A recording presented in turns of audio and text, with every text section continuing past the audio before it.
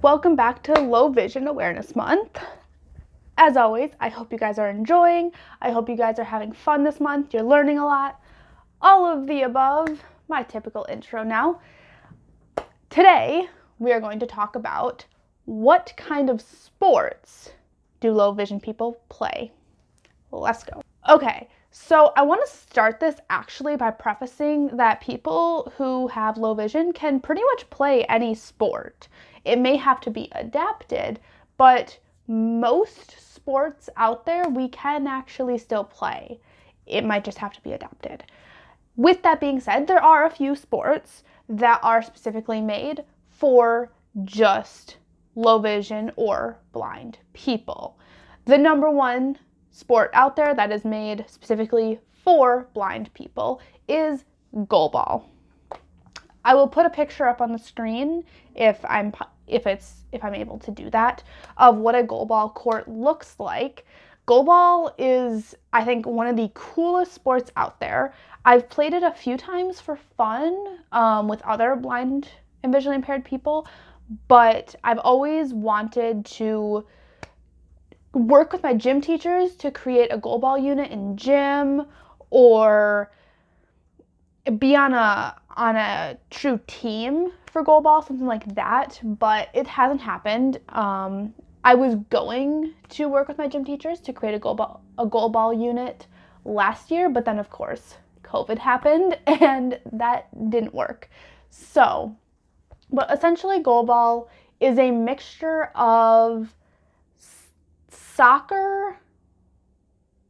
I guess the closest way to explain it is sort of like soccer, but you aren't moving.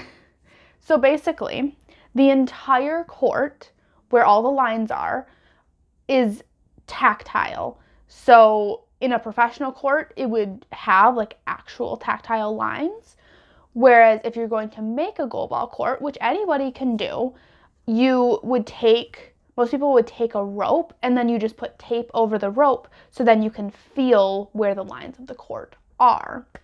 You have 3 people on each side and you have a goal, sort of like a soccer goal.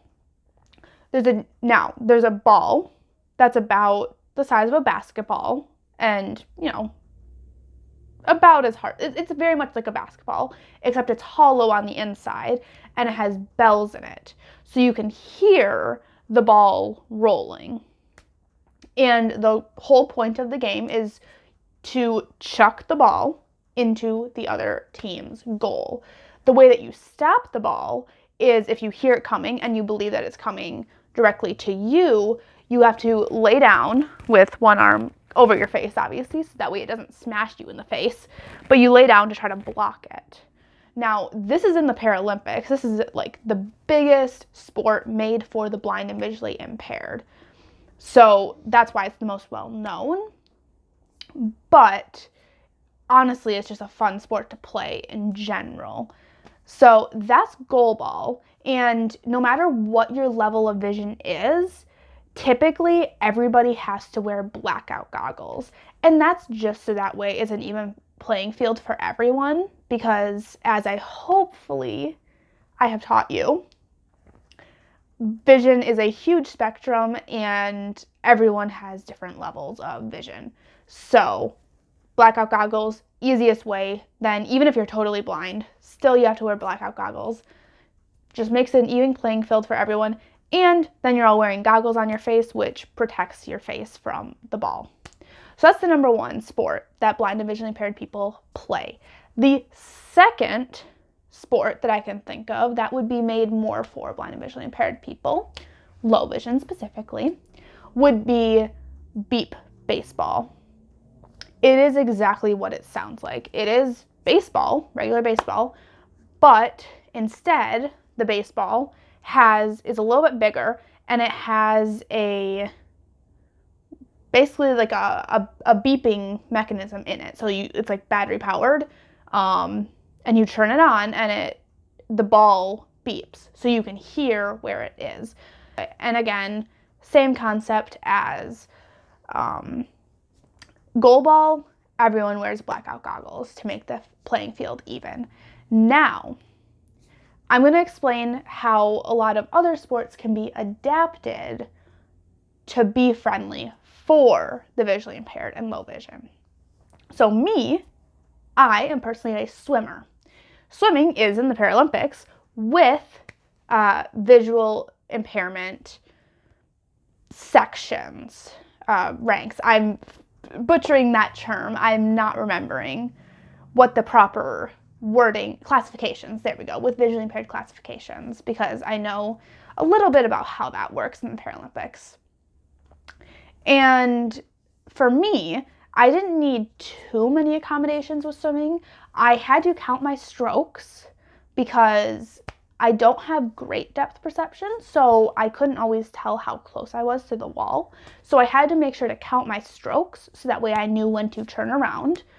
I also, for regular relay races, I would have someone on my team that was in my line tell me when to jump, when to dive into the pool, because I would have a delay time in trying to see when the person in front of me would touch the wall to then dive in. I just my eyes couldn't focus on that well enough. So I would just have someone on my team tell me. But that was really the only accommodations I ever needed. And I swam in high school for 1 year. And, you know, my coaches knew, my teammates knew about my vision. But otherwise, like at swim meets, none of the other girls on the other team knew. The refs didn't know. Nobody knew except for like the people on my team. So I wasn't scored any differently. And that's perfect. Like, that's how I want it. Because in reality, my vision didn't really affect it.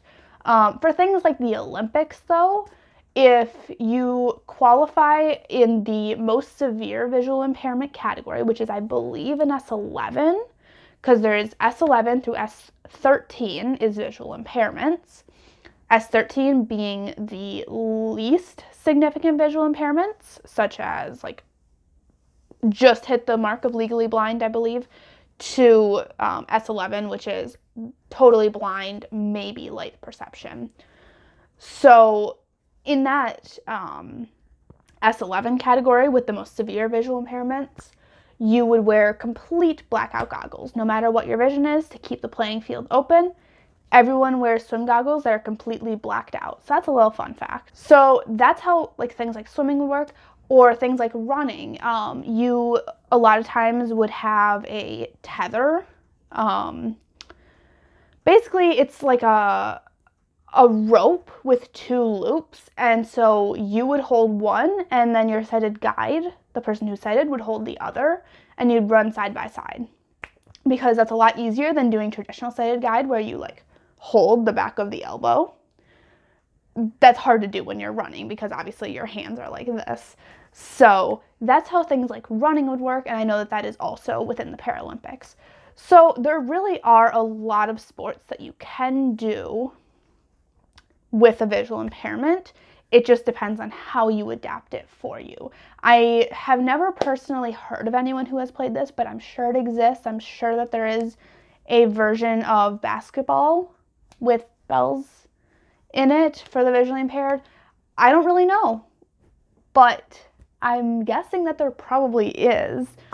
So those are some of the kinds of sports that exist for us, and that's something that, especially after COVID, I would maybe love to learn more about, get into as like a recreational kind of thing, because I do love swimming. I do love being active. So yeah, but hopefully that answers your question. Hopefully you learned a lot, and I hope you enjoyed this video. I hope you're enjoying all of these videos so far, and please keep watching and have a good rest of your day.